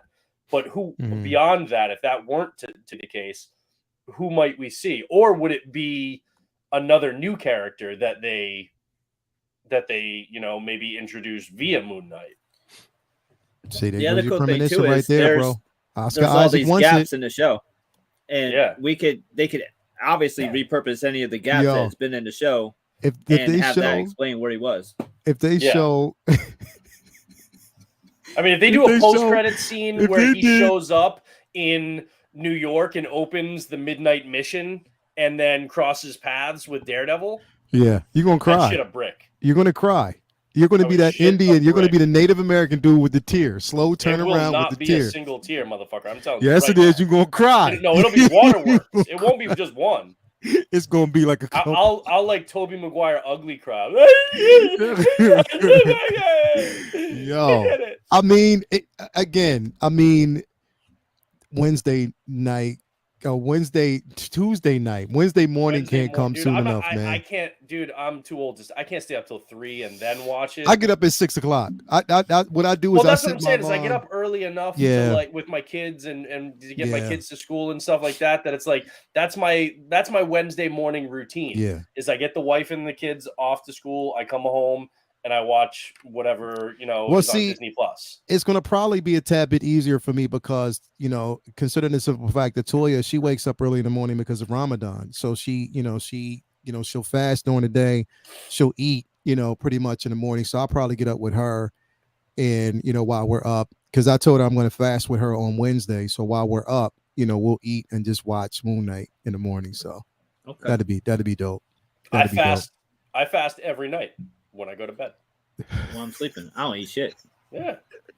Motherfuckers. Anyway, everybody, again, thanks. That's why people are with this whole fad of intermittent fasting. Intermittent fasting. I've been doing that since I've been doing that born. for fucking 40 years. Like, I don't understand what, like, you guys during are the just day, now finding out about Ramadan, though. It's during the day, so it's a bit different, and for her it's like more so a spiritual awakening. So I told her I would, you know, definitely do it with her, so it'd be fun. I can only do it though, it's crazy though, because I can only do it Wednesdays, Fridays, and Sundays because of the gym's on every other day. So I can't fast when I'm at the gym. That's just impossible. It won't work. But I'm still going to do it with her. But since we'll be up again, I'm just gonna We're going to eat. We're going to watch that and just get prepared for the rest of the day. So anyway, everybody, thank y'all for coming, man. Like, it's been a great show. I cannot wait to have this discussion. I think Wednesday morning is going to be even bonkers. It's going to be even, more bonkers than anything. At some point, we will discuss Morbius. We have not, like, the three of us literally haven't seen it yet.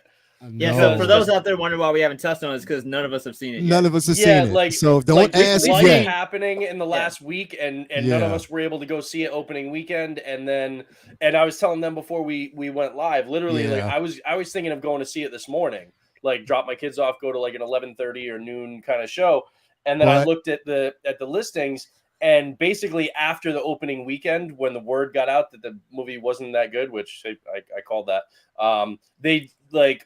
they cut in half like the number of showings, so like there were none. No, I had a feeling that at some point.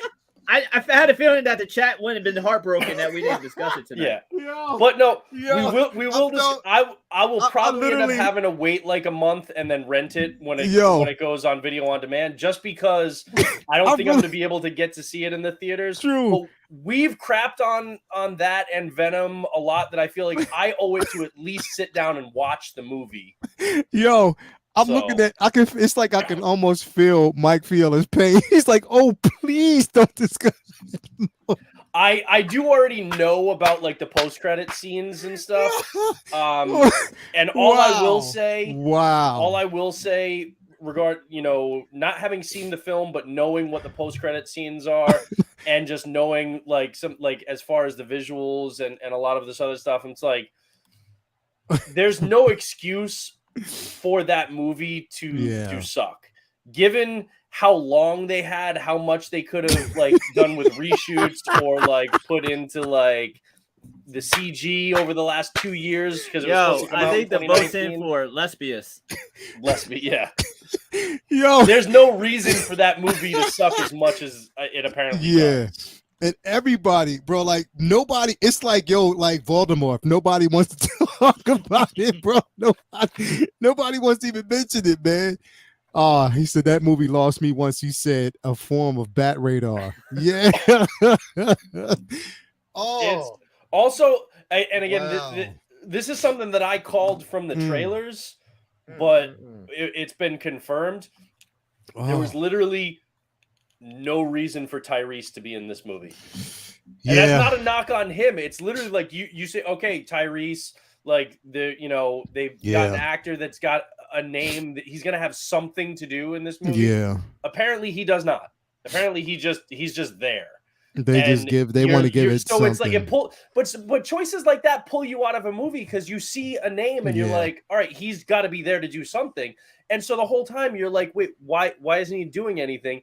And then it pulls you out of the movie because you're like, I don't understand. Why was he? I don't understand. What was the purpose of even actually pushing? Right, it's the opposite of think back in the day in the 90s. All right, there was a movie called Executive Decision. Okay, with Steven Seagal, Halle Berry, and Kurt Russell. Right, and it was heavily marketed on Steven Seagal. It was back in his heyday. Like he was the star he was like everybody was going to see it because it was Steven Seagal.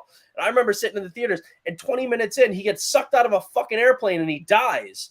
And you're like,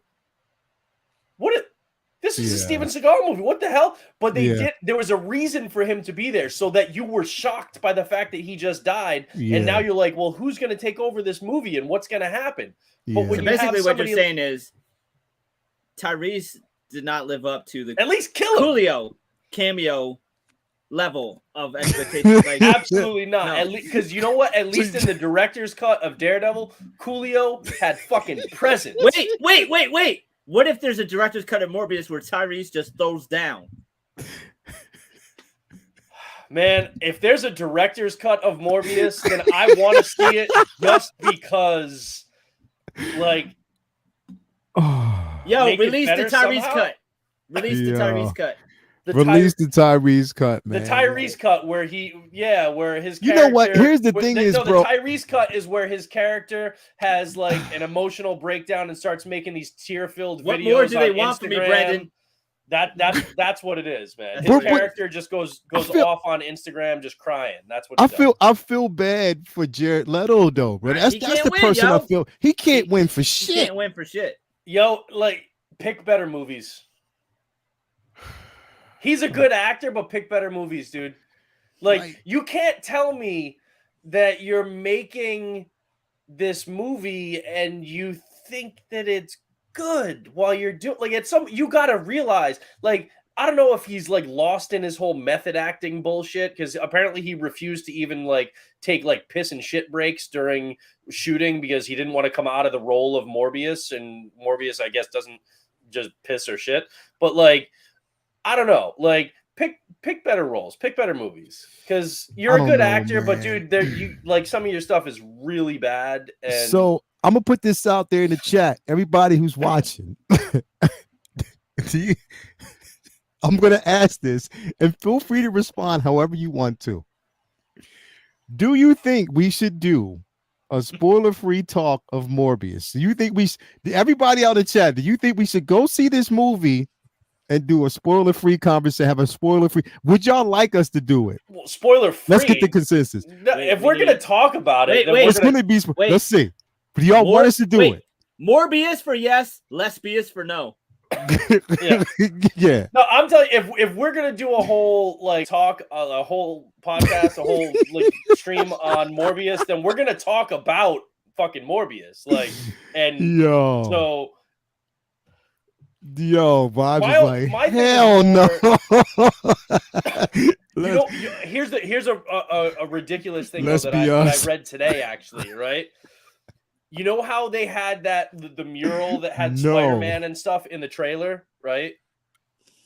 You saw that, Man, right, Leo? yes, please. It'd be hilarious. You saw that, like how they had the Spider-Man mural in the alleyway in the trailer, right? The director didn't know that was put in the trailer or in the film. Nah. He Oh, even didn't? said today, because when they were trying to, like, which universe is this in? He's like, well, I have an idea, but I can't really say because I feel like I'll get in trouble if it's not what which shows that there isn't a clear vision because the director doesn't even know. But he's like, I honestly don't know. I didn't know that they were putting that shot in the trailer. I didn't know that was a thing at all. So I have no idea where that came from. That was somebody else shot that shot of the mural and put it into the trailer. It was never like, he didn't know where it came from. That is like, Sony, what the hell? Like, there, you shot extra stuff and put it into the trailer that the director didn't even know you were putting into the trailer for his movie. Mhm. That's some shit right there. So that just shows how disjointed it was. But like, what I like, the breakdown that I was given of the post-credit scenes make no sense whatsoever. Yeah, I want to hold off on hearing about that because I do kind of still want to see it. But all I know is, boy, can't wait for Craven. Oh man. Oh. Wow. See, their decision to do what they did. Yeah, it's all Venom's fault because it made a ton of money and made Sony think they didn't need Marvel's help. Mm-hmm. But see, this one might be different though, because this one, it made about 39 million opening weekend, and so they're like, oh, it's number one in the box office, but it didn't really have much competition. But it makes 39 mil, but then it craters after that when people realize, oh, this movie is shit. Yeah. So now it's like, does that embolden them to like keep making more? Because they are making a Venom 3, unfortunately. Yeah, But they're not going to stop. But do they are they going to do anything else with Morbius? Is that now they've got a Madam Web and they've got a Silk. I don't think they will. But they have so many. Will. They're doing Silver Sable and Black Cat. How do you do those characters without Spidey? Just like how do you do Venom without Spidey? How do you do a Madam Web? The answer is you don't do it well. How do you do a Madam Web without Spidey? All these movies being done without Spidey is just like the Gotham show to me. It makes no fucking sense. These characters don't exist without him. I don't know. Whoever greenlit that decision, that's the thing, is that they're making these movies, but like, and now I had no faith in Morbius after Venom. And then I saw the trailers, and people, for whatever reason, really dug the trailers. I did not like the trailers for Morbius. I did not think it looked good. But I was like, I'm going to see it anyway because, you know, I'm going to it's a comic book I was movie. trying to be as optimistic as I could, but Vinny, you was like, yeah, nah, I'm good. I know even when I do see it, I never had planned to pay for it. I'm gonna buy a ticket to something else and then go in. But for anybody who was like, no, I think Morbius could be good, right? How much has expectations and hope for Craven cratered after this though? It was always in the toilet for me because they Aaron Taylor Johnson. They cast a college age kid. Craven's supposed to be a fucking grizzled vet. Yo, yeah, I bet you, like Aaron Taylor was like, hey Kevin, I can't do your movie, mate. I'm sorry, I can't. He was Silver. He looked like you're right. He's on the phone. He's been on the phone with his agent. He's been on the phone. I can't do it, man. Yo, are we locked in? Can I? As Quicksilver, he looked like a frat boy douche in Age of Ultron, and that's who you get for Craven.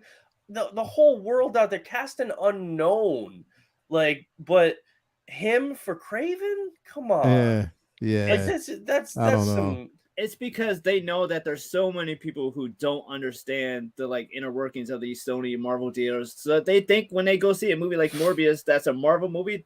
They don't know that it's not like Avengers and stuff like that. They just see Marvel and think it's all the same. Well, that's why people were so pissed though, is because they heavily marketed with the trailers and all the marketing, all the promotional materials for Morbius.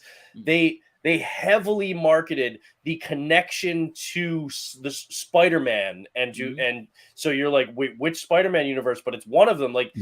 All of that was in the trailers. It was in all of the marketing, like the images, everything like that. And they heavily leaned on Michael Keaton's and this is why presence. All of that stuff wasn't in the movie apparently. Keaton shows up in the post credits, but all of the other stuff and all of the ties to the Spidey movies and stuff, none of that is actually in the movie, which is a very deceptive practice on Sony because they were using that stuff right up until this movie came out when they clearly made the decision way before that none of that was actually going to be in the film. So they were marketing it on a tie to popular properties when they knew that those ties were nowhere to be found in the actual film. That is deceptive. That's some bullshit. Oh no. I'm gonna wait. I'm gonna wait till one of y'all go see it. I'm just gonna piggyback off of y'all. I'm gonna see it. I just don't know if I'm gonna get a chance to see it in the theater. I might have to wait a month. The thing is, who knows how much it is? Because if it's having a limited run right now and they're starting to do it, they're gonna probably pull it from theaters. It's gonna get pulled from theaters straight soon. to digital. It's gonna get pulled from theaters, and I bet you within a month, Vinny, we can just watch it at the crib, bro.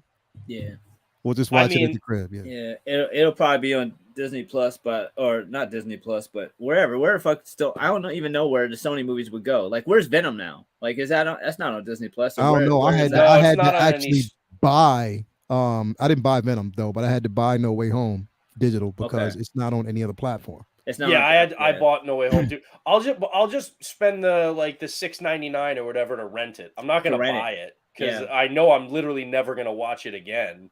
So I'll spend the $6.99 to rent it on iTunes or something when it comes out, and I'll watch it. I can't give them money to rent it either. I gotta figure out a way. I gotta wait till it comes to Yeah, I don't Lifetime. know. Anyway, guys, it's been great. I'm going to take my ass upstairs and drink some tea and probably watch Moon Knight again to get myself prepped to see, from a pregame. It's going to be a pregame. So I'm going to watch, last week's version of Moon Knight to kind of get myself prepped for tomorrow night. So new Moon Knight issues dropping this week too. So Wednesday you can get Moon Knight, the second episode, and a new books. And a new book. So anyway, Brendan, what you got coming up next, brother? Not a whole lot, man. So I was